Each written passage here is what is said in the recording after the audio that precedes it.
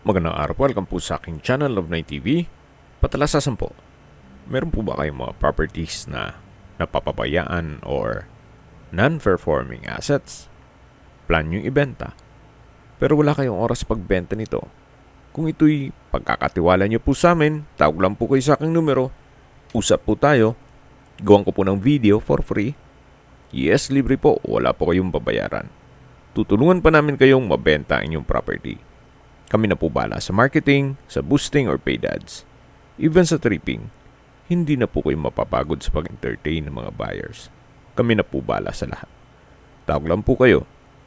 Nandito po tayo ngayon sa boundary ng Dasmariñas at Silang Cavite kung saan meron po tayong bagong video presentation. Isang residential property na 2-story house na nasa corner lot. May lot area po ito na 173 square meters at may floor area na 103 square meters. Ito po'y titulado, buhay po ang may-ari, kaya wala po kayong maging problema sa documentation o sa transfer ng title. Nasa loob po ito ng isang exclusive community na kumpleto po ang amenities gaya ng clubhouse, basketball court, parks and playgrounds, swimming pool, at marami pa pong iba. At kung seguridad naman po ang pag-uusapan, wala pong problema gawa ng meron pong 24 hours security. Kaya safe na safe po ang pamilya nyo dito. Yan po, tunghayan nyo po itong napagandang property kung saan hindi naman po ito ganong natirhan ni owner. Gawa ng nasa Australia po sila. Kaya kung sakali man po na ang buyer ay nandyan sa Australia, mas mapapabilis po ang inyong transaksyon. So, yan po yung pasad. May corner window, sliding glass windows. Then sa structure po, maayos pa naman. Sa pintura, siguro retouch na lang kung masyadong maselan kayo. Ito po yung garahe. Then meron pong setback, paikot po yan hanggang sa likod ng bahay. So, kakasya po ang isang SUV. Then, yung common car park naman, gawa ng corner naman ito, kakasya po ang 3 hanggang 4 na sasakyan. Then, meron pa pong espasyo dito kung sakali man po na mahilig po kayong mag-garden. Ito po yung corner side ng bahay na kung saan meron pong mga corner windows. Ito po palang subdivision ay along Aguinaldo Highway kaya accessible din po ito ng public transportation. Ang pinakamalapit po na school dito ay Philippine Christian University, Dasmariñas Campus. Yan po yung main door na kung saan meron pong aluminum screen door at welcome po dito sa bahay ni Ma'am at Sir. Ito po yung living area o salas na kung saan naka-tile flooring, high ceiling, then maayos naman po ang pintura ng ceiling at wall. Meron pong sliding glass window na matatanaw nyo yung garahe. Tungkol naman po sa mga kagamitan, pwede naman siguro tayong makipag-negotiate kay owner kung maibigan nyo ito. Then dito po yung dining area na may sliding glass door na papunta naman sa open lanai. At dito naman po yung formal kitchen na may kitchen countertop, double stainless sink with faucet, kitchen cabinets, at storage ng kitchen utensils. Meron din pong kitchen window at CCTV. Yan po yung mga wall-mounted cabinet. Hanggang dito po. So, yan po yung monitor ng CCTV. So, again, sa mga kagamitan, pag-usapan na lang ninyo ni owner kung maibigan nyo. Then, ito naman po yung common toilet and bath na kung saan naka-tile bathroom wall, maayos naman ang toilet fixtures, gaya nitong water closet, hand wash basin, then may vanity mirror. So, meron pong access door dito na naka-aluminum screen door. At ito po yung maid's room. Dito naman sa side na to yung service area. Then balik po ulit tayo dito sa loob. Yan po yung formal kitchen na kung saan pinakita ko na yan. At dito naman yung dining area. At sa dulo po yung sliding glass door na papunta sa open lanai. At dito naman yung living area o salas. At sa dulo po yung main door. So ito po yung tinutukoy ko na open lanai. So nasa sa inyo na yan kung sakaling lagyan nyo ng trellis once na ma-acquire nyo ito. At yan po yung corner side ng property. Hanggang dyan po yung property line. Na naka-concrete fence na po. At dito naman sa harapan ay may tubular fence. So ito po yung hagdan. Akyat po tayo. Ito po yung naka-wooden handrail. Then metal railing. At yan po yung corner glass window o staircase window na nag-serves as natural sunlight. Then meron pong modern chandelier. At nandito na po tayo sa second floor. Matatanong natin yung mga kwarto.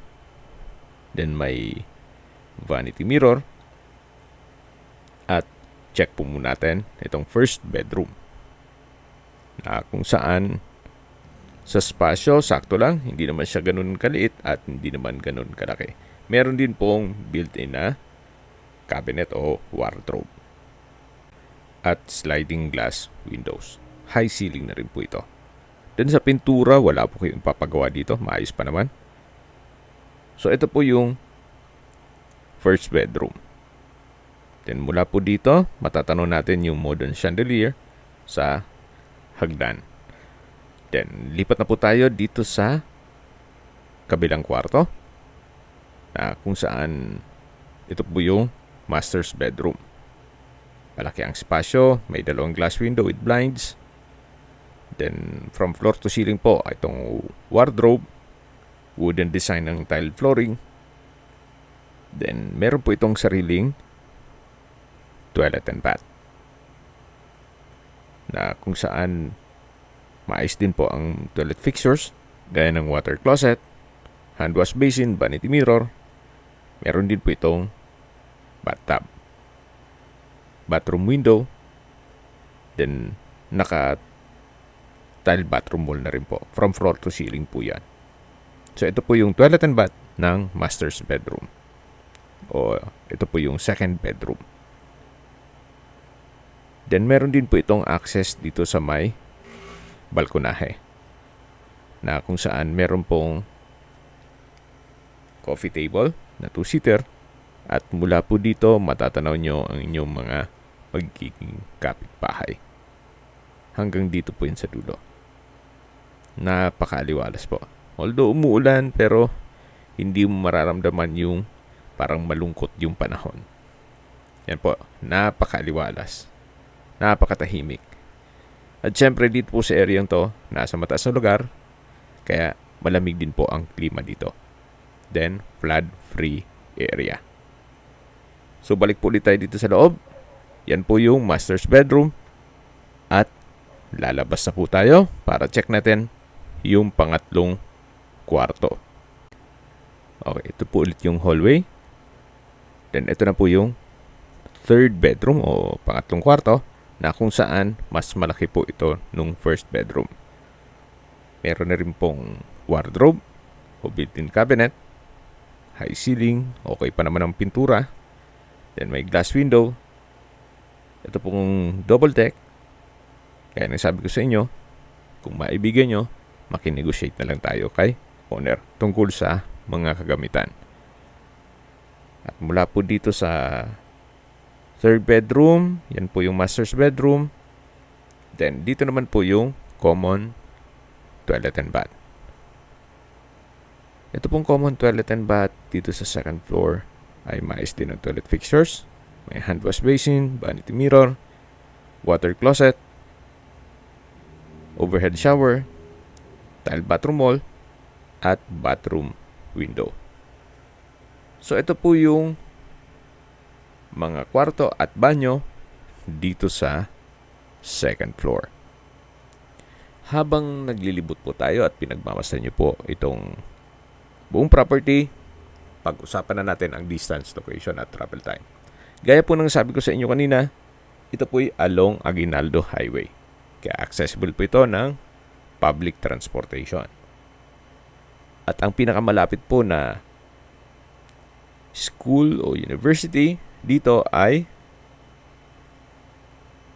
Philippine Christian University, Dasmariñas Campus. Ang distance is 2.8 kilometers at ang travel time is 8 minutes. At mula naman po sa De La Salle University, Dasmariñas Campus, ang distance is 8.5 kilometers at ang travel time is 21 minutes. Mula naman po sa Cavite State University, Silang Campus, ang distance is 5.8 kilometers at ang travel time is 11 minutes. Kaya kung meron po kayong mga estudyante sa pamilya, meron pong malapit na mga schools and universities dito. At mula naman po sa Robinsons Mall at SM Dasmariñas, even sa Asia Medic Hospital, ang distance is 5.9 kilometers at ang travel time is 18 minutes. Yan po yung lagi kong binabanggit sa aking video na dapat yung i-consider sa paghanap ng property, yung meron pong malapit na hospital. Hindi ko naman po sinasabing sakitin kayo. Yan naman po yung for emergency purpose lang naman. At mula naman po sa Calac, Silang Interchange o Aguinaldo Exit, ang distance is 2.8 kilometers at ang travel time is 7 minutes. Kaya kung manggagaling po kayo sa Manila, papunta dito sa property, hindi nyo na po kailangang dumaan pa ng Carmona o Governor's Drive, even sa Dasmariñas.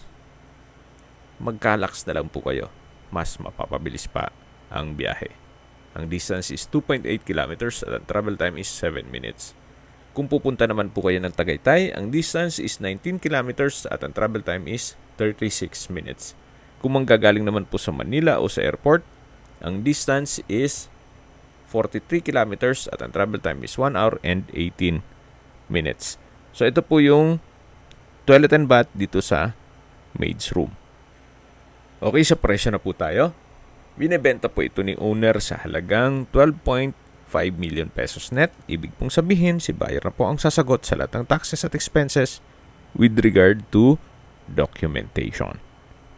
Kung may mga katanungan po kayo, tawag lang po kayo sa aking numero. At sa mga kababayan naman natin na sa ibang bansa, meron po akong Telegram. Sa mga iPhone user naman, may iMessage. Meron din pong Imo, Skype, Viber at WhatsApp. Same number lang po, 0917-316-3399. Sa mga nagtatanong naman po ng aming Facebook, meron po kaming Facebook page na Nov9TV at Facebook Real Video. Meron din pong TikTok at Instagram. May ibang YouTube channel po kami na The Nov9TV channel, Nov9TV Listings, Nov9TV On The Spot, at Nov9TV Updates.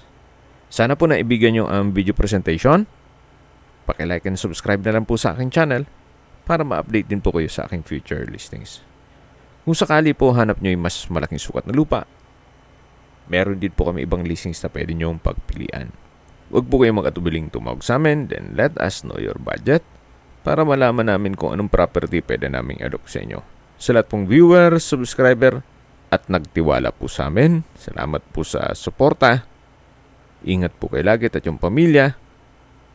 Maraming salamat po.